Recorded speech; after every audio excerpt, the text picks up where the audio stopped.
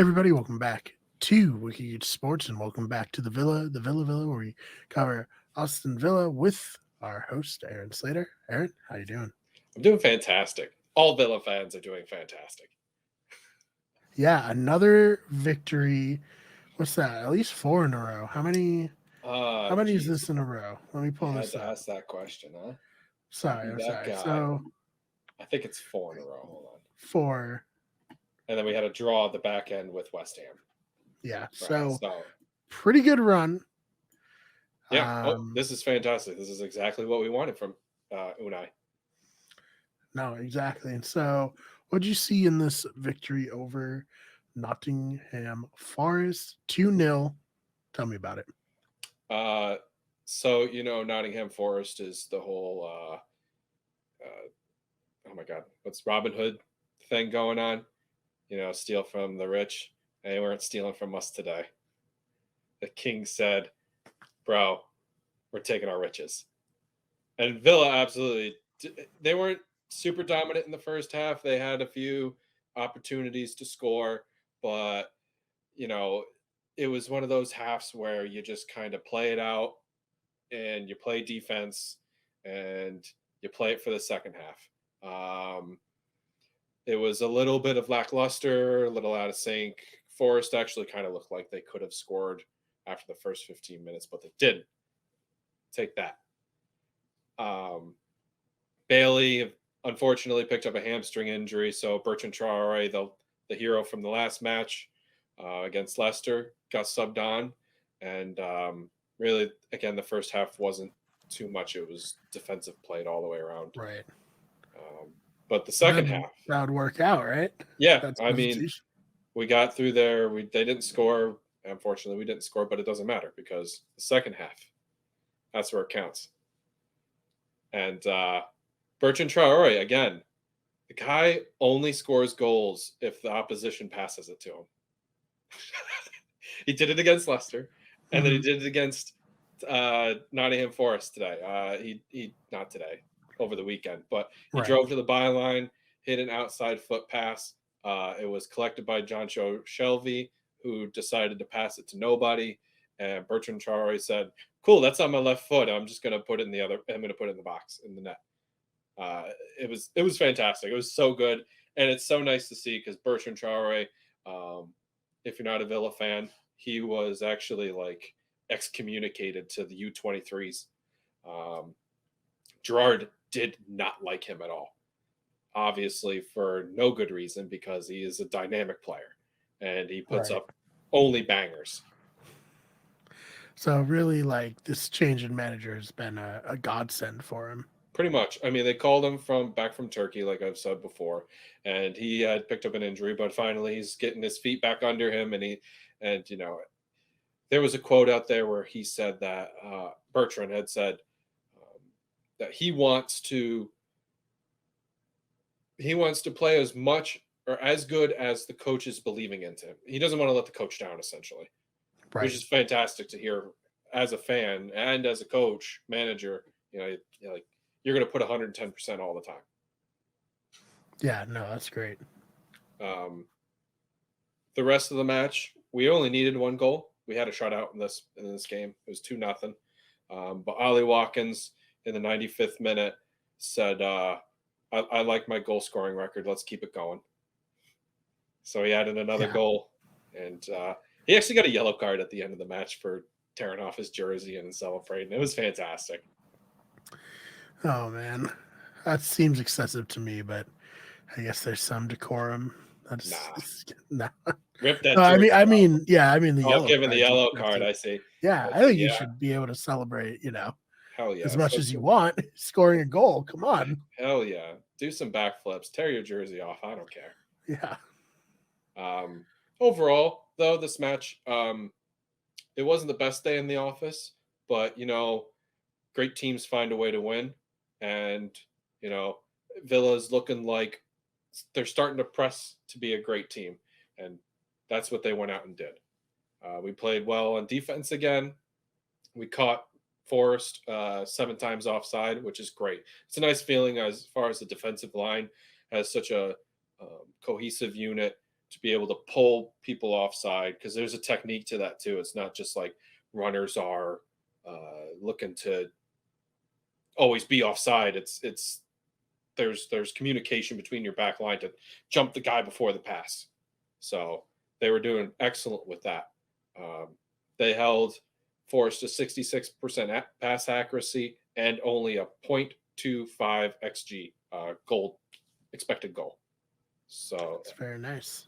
it's a fantastic. This reminds me of the season 2021, I believe, where they got like, I want to say it was like 13 or 14 shutouts, and it's kind of like, it feels like that kind of defensive uh, cohesiveness and togetherness, and we're gonna we're gonna do whatever we can to hold a clean sheet. There's some proudness behind it now.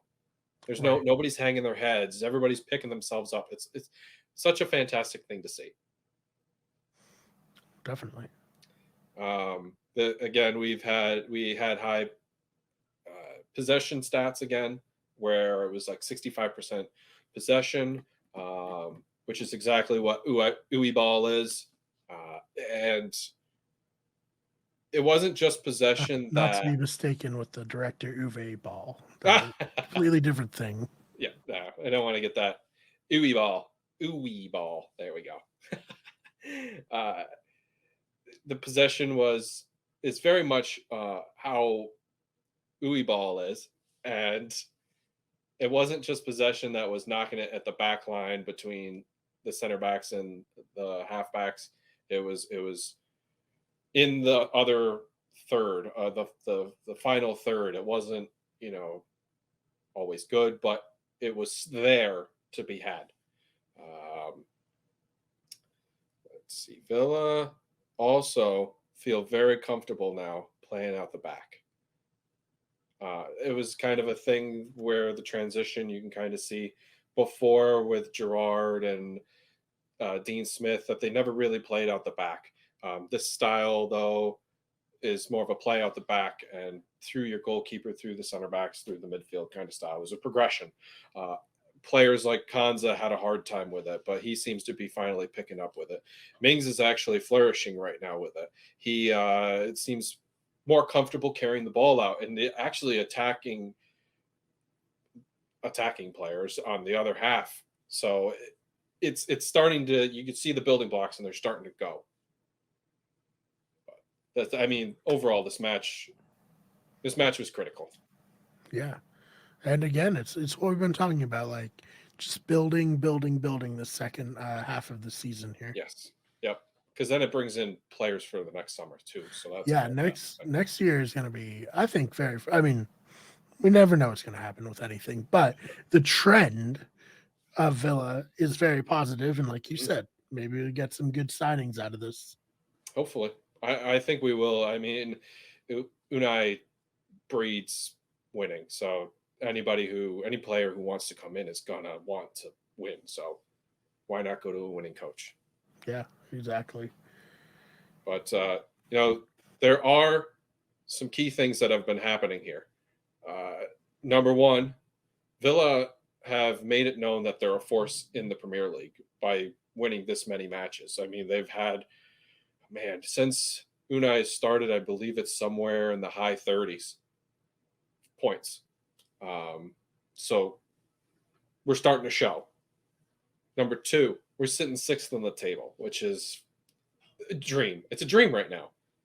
I mean, we can actually think of Europe on our mind right now. Number three, we finally have a positive goal differential. It may only be one, but it's fantastic to have a positive goal differential. It means our defense is kicking ass and our offense is putting in the ball and put the ball in the net. And number four, I think Ollie Watkins is still running around right now. That guy has an engine. He doesn't stop. Right.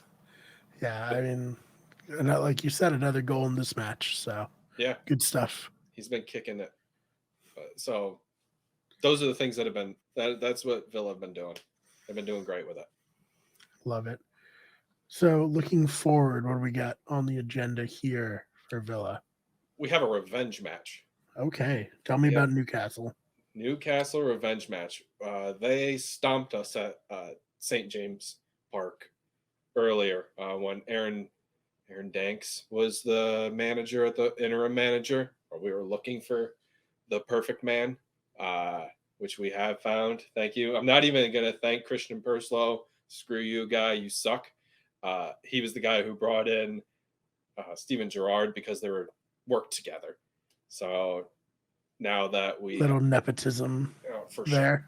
sure, for sure. Oh, well, it's like one of those things where the GM, he's not really the GM. I think he's a CFO, but he wants to put a stamp on the team, and that's what he tried doing, and it did not work as well as he thought it did.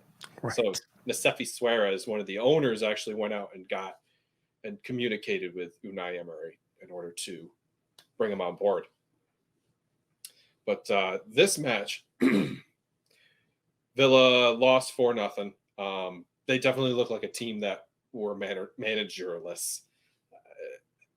So this match right here, we need to pick up the pace and we need to win this match.